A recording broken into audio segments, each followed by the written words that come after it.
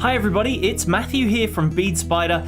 Today we're gonna throw ourselves back to the 60s with our Twist Again bangle. A really nice way of using bugle beads and seed beads. That's pretty much all you're gonna need. The brown ones are our colour A, the green ones are our colour B, and then of course our bugle is that big long blue thing in the middle there.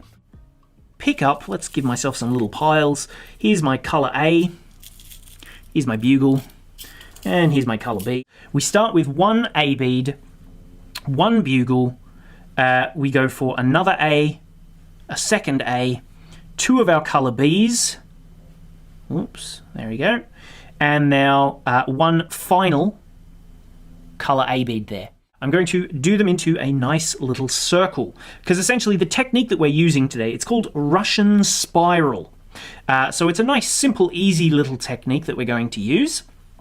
And so you can see I've got my beads in a string here. See, they're in a line, and I'm going to just thread through all of them once more. So I'll just pass my needle nice and easily through all of those beads once more. Don't tie a knot in it though. I wouldn't recommend tying a knot, just because a bit later when it comes to stitching the two ends together, it's much easier if you don't. So leave yourself a tail, of course, a little tail thread, so that you can reinforce the other ends when you do your join. And so I've gone through all of those beads, and I want to, as per my diagram, go through this last bead one extra time. So that's what's going to help me close my circle up, and I'm going to be coming out just before this little bugle bead just here. So as I just pull that all the way through, you'll see it makes a lovely little ring. I can always just pull on both threads. There you go. And there's that same little shape there you go. Now it looks the same as my diagram. So there you can see I've got my bugle, my two A's, two B's, and two A's finally. I'm coming out of this bead just here from this side. I'm going to pick up one colour A, one bugle, so just check that it's got nice clean edges, one A. I'm going to pull it tight, and what I'm going to do is, if you have a look at that diagram there, you can see I'm going to come out through the bead that's just before that, that little green bead up there. So you can see just here, I'm coming out between those two beads. So I'm going to go through the last colour A bead that's just before the B bead. So you can see just here, I'm coming around, because it's working in a circle. We're going to work around the circle, and I'm going to go through this bead here, skip past the bugle, past this first one, and through that final A bead before we get to our colour B.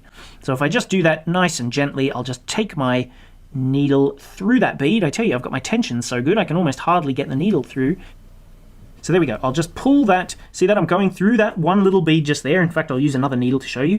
This bead just here. I'm skipping this bugle and this first colour A, and I'm going into that second one between the A and B.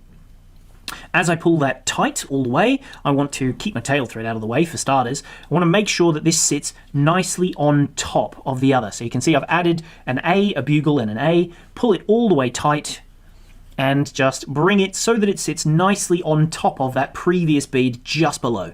See that? That's where we want that to sit. We're going to pick up one colour A, one colour B. We're coming out of this bead just here. We're going to skip that little colour B just there, and we're going to go through the next one around. So if we just have a little look through this little bead just here, the second of our two little colour Bs. Pull that all the way through. Again, we want to try and make sure it stays relatively on the top. It doesn't matter too much if our first row is a little bit loose. We will tighten it when we join our two bangle ends together, or you can even reinforce it with your tail thread a bit later as well. I've picked up now, first I've got my colour B, followed by my colour A there, and I'm going to, just like I said, skip this first bead, and I'm going to go into the very last one. So if you see on the row below, I'll just move this bugle out of the way slightly. See, there's my first row. This one's in the second row. These two here are in my second row. And now I'm going to skip this little first bead and go through this one. And I'm going to do that little step up by passing through that last little one in this row that we're adding right now. So it's kind of like how you step up in peyote. It's very, very similar. It's almost it's very similar to tubular peyote really, but we're just going to pull that all the way through, and you sort of get the gist. So see how it's sort of sitting on the outside now? That's fine. It will all come together in a minute. You can sort of, if you want to, just sort of pinch them upwards, but it's not entirely necessary. So that's what we're going to do to sort of do that first row. That's pretty much the basis of what we do. Now we're just going to repeat that same process again and again and again until we finish. So yeah, now that I'm coming out just here, we'll repeat the process again. So I'll just rotate it round so that it's a little easier. You can continue. Once you see, I'm going to hold it in my hands in a minute so it's a little easier to see. But I'll pick up one colour A. You can see that my thread is definitely helping me keep a nice firm tension. That's the good thing about this Spider beading thread that I like to use. Because it's bonded, it sort of works like it's a waxed thread, like it's pre-waxed, and gives you a much cleaner finish. So essentially what I'm going to do now, because these are the beads that I added in the row below, so this little one here, this bugle and this one, they're the first ones. Then I've got these two and these two. These are going to make up that top little row that I've done, and then that one after. So essentially, I'm going to skip around and go into that very last bead, so from the row below. It helps if they're all sort of standing up a bit more, but into the one just before the B bead that we added in the previous sort of round. So it's all going to start coming together in a second into a nice little tube shape. Just as I pull this one, I think it should start to come together. So pull that nice and firm through that bead that's just before that other little one just here. I'm going to pick up one colour A followed by a colour B, and I'm going to skip across and go into, I'm going to skip, you can see how it looks like there's 3 beads. That's because this is the row that we're working on, and this is the row, so we're adding our third row. This one is row 1. These ones sticking out are part of row 2, and now I'm adding row 3. So I'll go into skipping this green one into the very, very last green one along, like that, and then pull that all the way through. So that's sitting nicely there, and I'll just sort of pull it all up so that it's a little bit neater. You'll soon start to see it all sort of coming into a tube shape. It's definitely easier if you're holding it in your hands, but you would never see what I'm doing, I guess. So now, again, I need to pick up one B and one A, and I'm going to step up, pass around and step up into those last 2 beads. So you can see this little bead goes into that bugle below, and this little bead goes into the bugle that we're starting with just now. So I'm going to pick through both of those seed beads. So this one finishes this row and this one steps up.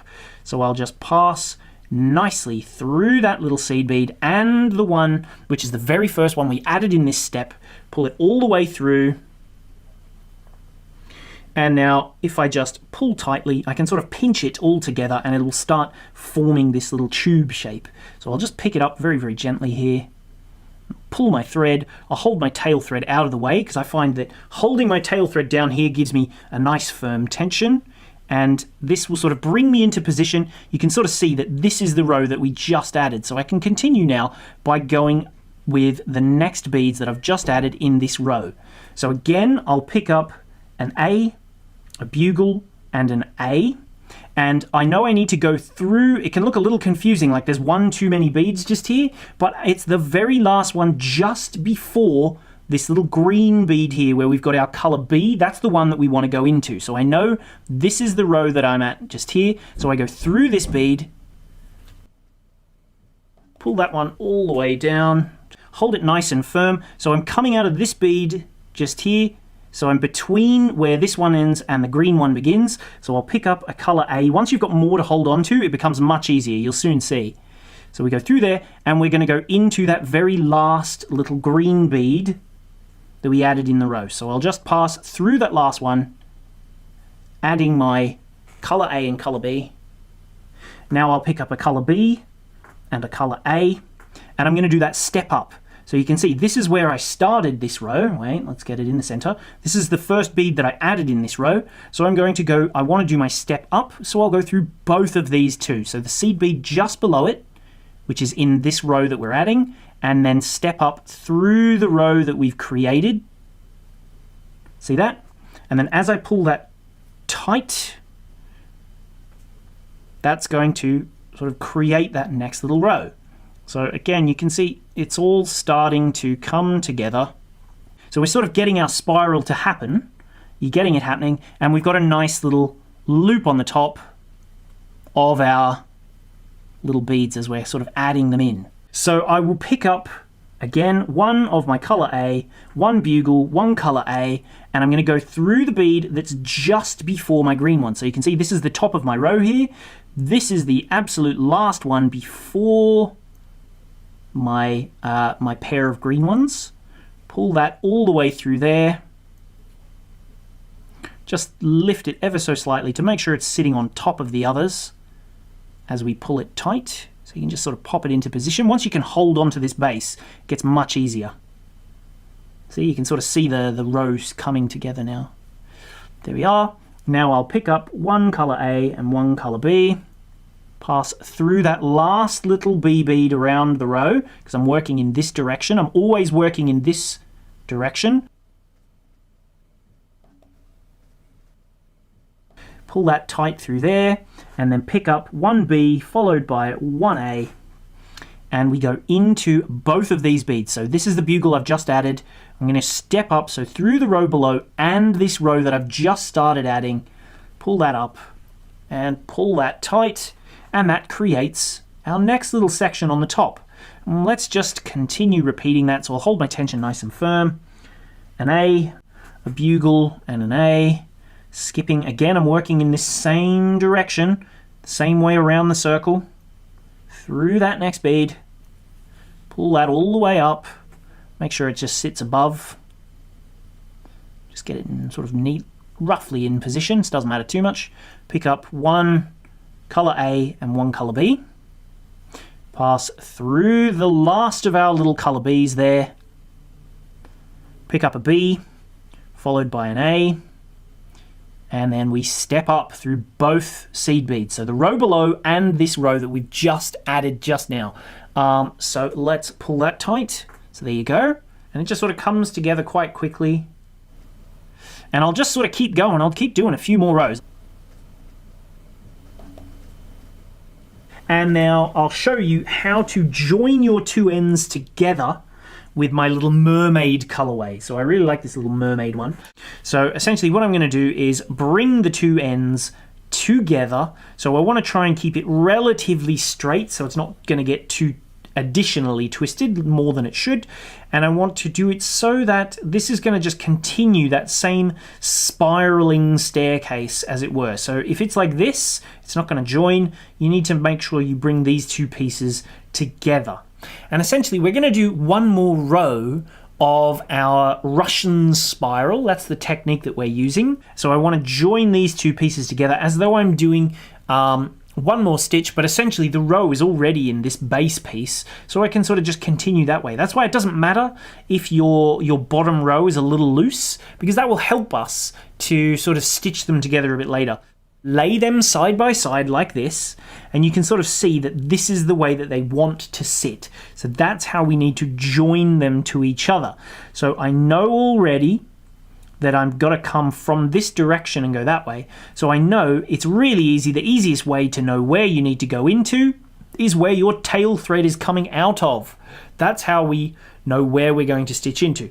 So on my working thread here, the one with my needle attached, I'm going to come out of here, and what we would usually do here is add on a seed bead, a bugle, and a seed bead to add on that next row. Well, I've already got my seed bead, bugle, and seed bead on my other end here, so I can just go through that. So you just got to think about what order you would add the beads in. So I'll pick up my little seed bead, my very end little bugle bead, just there, and then finally just pull my tail thread a little tighter through that last little seed bead, which is just after that bugle.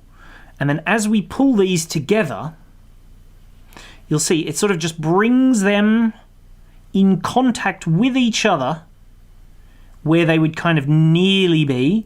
But what I have to do is to finish the process off by, just like we would before, we go into the seed bead just before our last little color B. So we go into that bead there, like so. And then we just pull it tight. And that's going to bring the two ends fairly nicely together.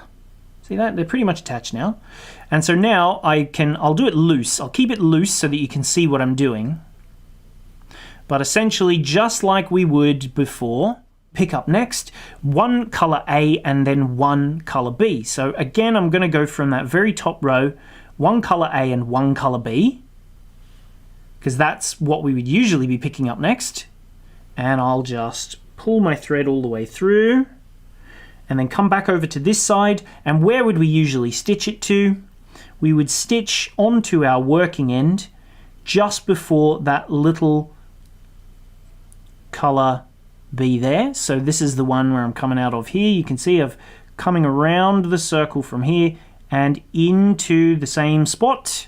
So it's sort of the exact same process that we would do when we're working the other way. And now what we would usually do is go through our last color B and our color A, just like that there. Thread through them. And then we skip through. And this time, where we would be stepping up into is the row that we've just added. So we only add this one here.